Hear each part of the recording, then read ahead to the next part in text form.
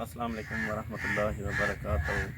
محترم میرے پیارے بہن بھائیوں، آج میں جس فیملی کے پاس موجود ہوں، اس فیملی کے گھر میں جو ہے سیلاب آ گیا ہے۔ حالیہ سیلاب نے اس بستی کو، اس پورے گاؤں کو اپنے لپیٹ میں لے لیا ہے۔ یہ فیملی جو ہے بہت زیادہ پریشان ہے۔ ان کے پاس نہ ہی کوئی راشن ہے، نہ ہی کوئی ان کے پاس کاروبار ہے۔ کاروبار ان کا بند ہو چکا ہے سیلاب کی وجہ سے، تو ان کے گھر بھی ڈیمیج ہو چکے ہیں۔ یہ آپ دیکھ سکتے ہیں، ان کی کوئی چار دیواری مکان سب کچھ ختم ہو چکا ہے۔ یہ سیلاب کا پانی بھی آپ دیکھ سکتے ہیں، یہ کھڑا ہے، ابھی تک موجود ہے۔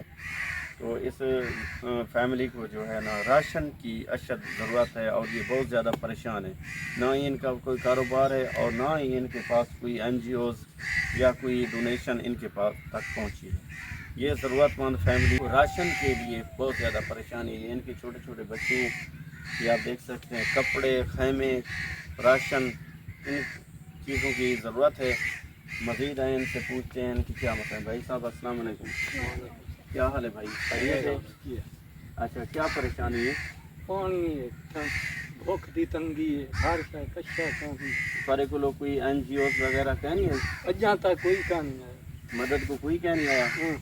یہ سیلاب کو کتنی عمارت تھی گئی تھوڑے تک؟ یہ جی تھیا پے 15 نہیں پائے۔ اچھا، 15 دن ہو گئے سیلاب آئے۔ کاون کیا ونجے ہر شے صحیح ونجے، نہ اٹے، نہ سودن، نہ کچا، نہ جچن، نہ کچا۔